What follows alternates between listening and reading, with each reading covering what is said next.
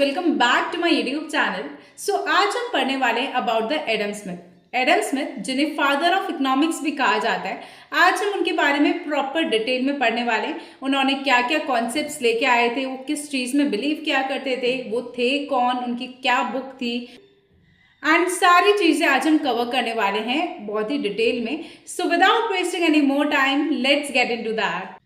As I told you कि आज हम एडम स्मिथ के बारे में पढ़ने वाले हैं। So before starting with the introduction of Adam Smith, हम पहले यहाँ पे एक छोटी सी चीज इमेजिन करते हैं, एक छोटी सी स्टोरी देखते हैं। सपोज करो एक ऐसी इकोनॉमी जहाँ पर गवर्नमेंट का कोई भी इंटरवेंशन नहीं हो, ठीक है, मतलब गवर्नमेंट कुछ भी इंटरफेयर नहीं कर रही हो इंडिविजुअल की लाइफ में, एंड हर एक इंडिविजुअल जो है केवल अपने सेल्फिश मोटिव के लिए या अपने सेल्फिश नीड्स के लिए जो है वो वर्क कर रहा हो।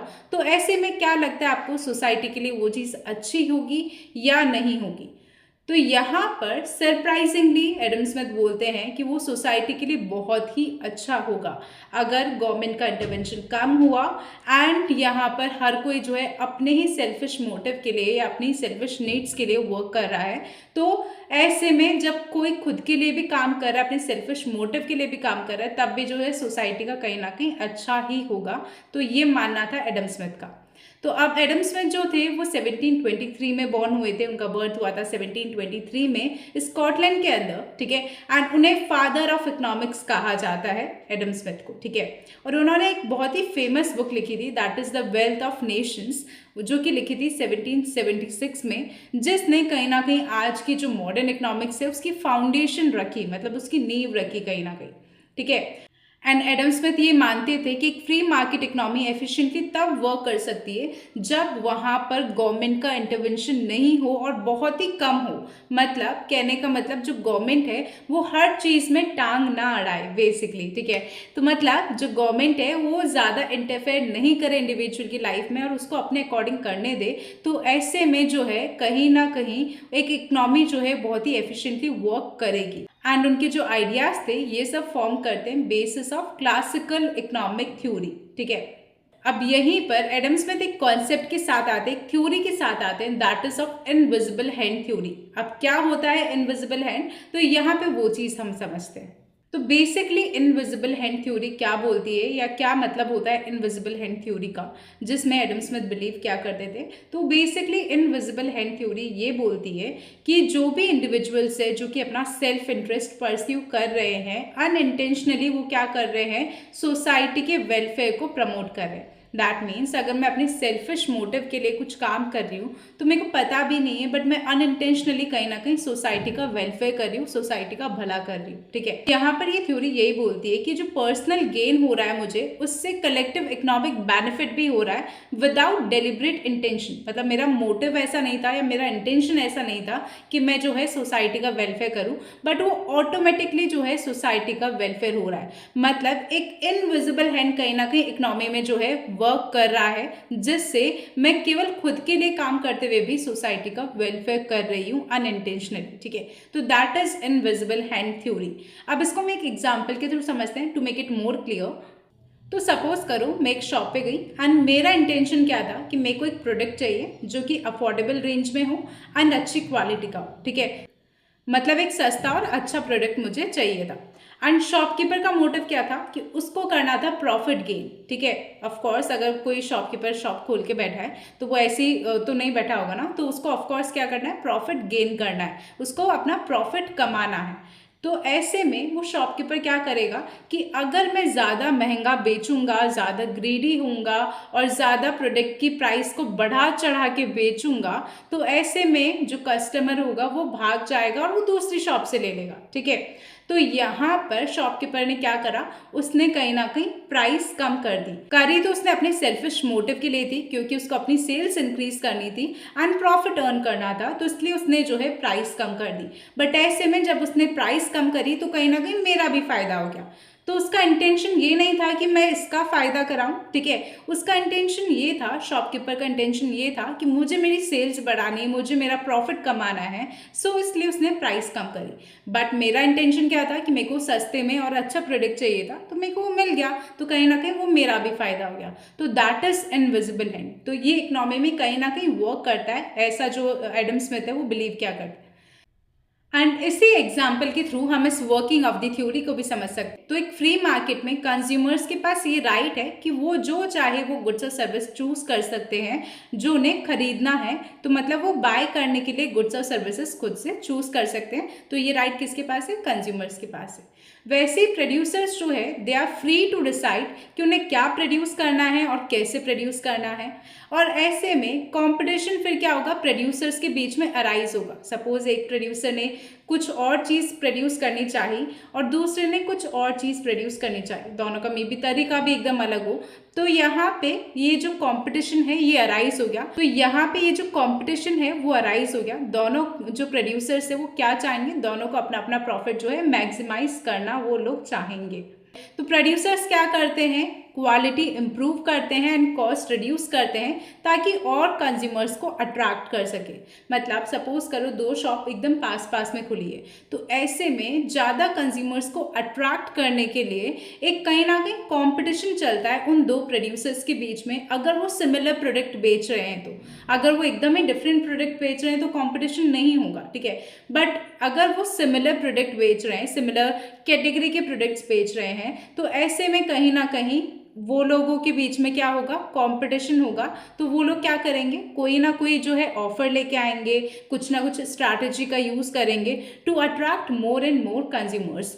एंड उसमें से बहुत बार जो स्ट्रैटेजी होती है वो ये भी होती है कि हम प्राइस कम कर देते हैं, हम सेल लगाते हैं, हम डिस्काउंट्स देते हैं। तो कुछ ना कुछ हम स्ट्रैटेजी का यूज करते हैं टू अट्रैक्ट मोर कंज्यूमर्स, ठीक है। एंड ये जो प्राइसेस होती है किसी भी प्रोडक्ट की, अगर प्राइसेस रखी जाती है तो किस अकॉर्डिंग रखी जाती है कि मार्केट में क्या उसकी डिमांड है, क्या उसकी सप्लाई है, उसके अकॉर्डिंग जो है कहीं ना कहीं प्राइसेस किसी भी प्रोडक्ट की फिक्स करी जाती है। बट उस प्राइस के ऊपर भी अगर मैंने डिस्काउंट दे दिया तो बहुत जने क्या होंगे, बहुत सारे जो कस्टमर्स होंगे वो मेरे पास से लेंगे, बिकॉज जो नेक्स्ट शॉप है वो डिस्काउंट नहीं दे रही है, ठीक है। अच्छा, एक और चीज़ कि जो प्राइसेस होती है वो कौन डिटरमाइन करती है? तो दो मार्केट फोर्सेस डिटरमाइन करती है, that is demand and supply, ठीक है। अब यहाँ पे ये जो मार्केट होता है ये ऑटोमेटिकली इक्विलिब्रियम अचीव कर लेता है बिना किसी सेंट्रल कंट्रोल के लिए।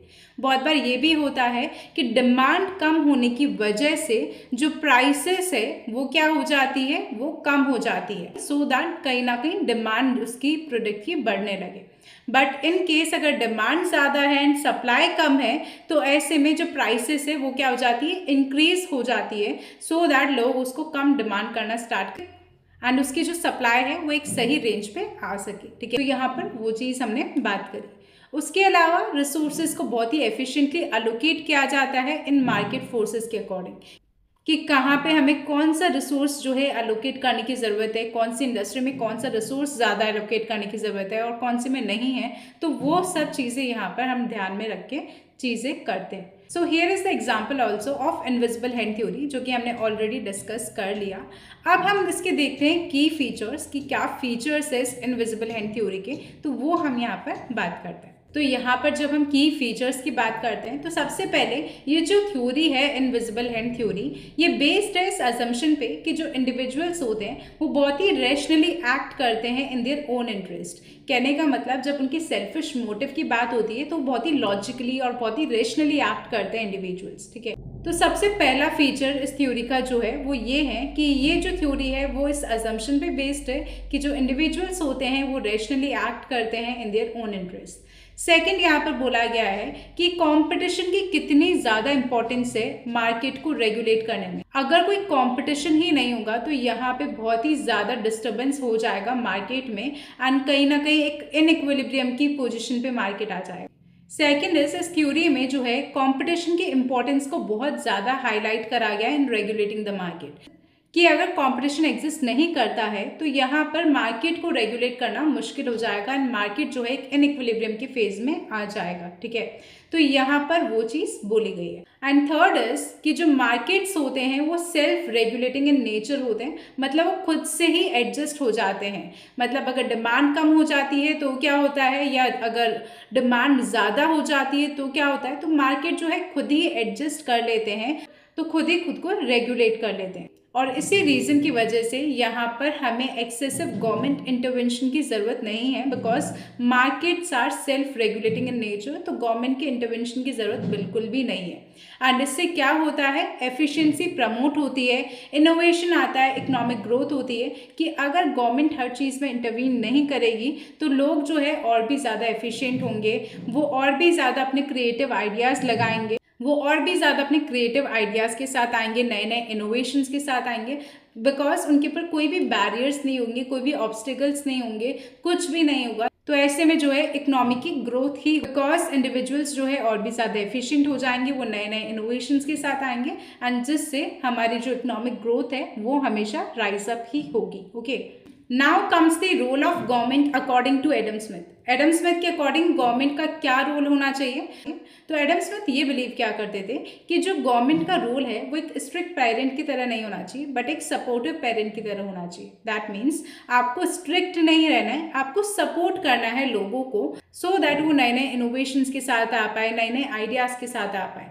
तो एडम स्मिथ ये बोला करते थे कि गवर्नमेंट का जो है बहुत ही लिमिटेड रोल होना चाहिए इकोनॉमी के अंदर, बट बहुत ही इंपॉर्टेंट रोल गवर्नमेंट को प्ले करना चाहिए इन एन इकोनॉमी। ठीक है, तो एडम स्मिथ के अकॉर्डिंग गवर्नमेंट को क्या क्या करना चाहिए कि गवर्नमेंट को प्रॉपर्टी राइट्स को प्रोटेक्ट करना चाहिए एंड लॉ एंड ऑर्डर को मेंटेन करना चाहिए। एक प्रॉपर जस्टिस सिस्टम कहीं ना कहीं प्रोवाइड कराना चाहिए डिस्प्यूट रेजोल्यूशन के लिए, कि अगर कोई लड़ाई हो जाती है, अगर कोई वाद विवाद हो जाता है, तो ऐसे में एक प्रॉपर जस्टिस सिस्टम जो है कहीं ना कहीं गवर्नमेंट को प्रोवाइड कराना चाहिए, सो दैट लोगों को न्याय मिल सके, या फिर हम बोल सकते हैं कि उस डिस्प्यूट का या उस वाद विवाद का कहीं ना कहीं रिजोल्यूशन हो पाए, वो इजीली सॉल्व हो पाए। ठीक है, तो उसके लिए एक प्रॉपर जस्टिस सिस्टम गवर्नमेंट को जो है प्रोवाइड कराना चाहिए। एंड गवर्नमेंट को जो है पब्लिक वर्क्स लेने चाहिए, जैसे कि इंफ्रास्ट्रक्चर का डेवलपमेंट करना, रोड्स बनवाना, हाईवेज बनवाना। तो ये सारे पब्लिक वर्क्स किसको लेने चाहिए? गवर्नमेंट को लेने चाहिए। एंड बेसिकली गवर्नमेंट को डेवलपमेंट की तरफ जो है ध्यान देना चाहिए। ठीक है, and most important, Adam Smith के अकॉर्डिंग गवर्नमेंट को तभी इकोनॉमी के अंदर इंटरफेयर करना चाहिए या इंटरवीन करना चाहिए जब मार्केट फेलियर का केस हो। दैट मीन्स जब मार्केट फेलियर हो तभी जो है गवर्नमेंट को इंटरफेयर करना चाहिए एंड अपना रोल जो है प्ले करना चाहिए। तो ये चीज़ यहाँ पर बोली एडम स्मिथ ने about the role of government. So I hope आपको एडम स्मिथ के बारे में कहीं ना कहीं समझ में आया होगा, उनकी इनविजिबल हैंड थ्योरी के बारे में, उनके क्या जो है व्यूज थे गवर्नमेंट को लेके, गवर्नमेंट के रोल को लेके। तो वो सब चीज़ें आज हमने डिस्कस करी। नेक्स्ट वीडियो में हम लेजिस्लेटिव इकोनॉमी के बारे में डिस्कस करेंगे। बट इन केस अगर आपको कोई भी डाउट्स रहते हैं रिगार्डिंग एनी पॉइंट और any topic, then you can always ask me in the comment section and I will try to reply all your comments as soon as possible. And अगर आपको ये वीडियो थोड़ा बहुत भी helpful लगा हो या थोड़ा बहुत भी यूजफुल लगा हो, then do share this video with all your friends, but only if you find it helpful. अगर आपको ये वीडियो हेल्पफुल लगता है तो ही आपको ये वीडियो जो है अपने फ्रेंड्स के साथ शेयर करना है, otherwise it's completely fine. But the most important thing, do let me know all your valuable feedbacks in the comment section. So yeah, bye bye, take care.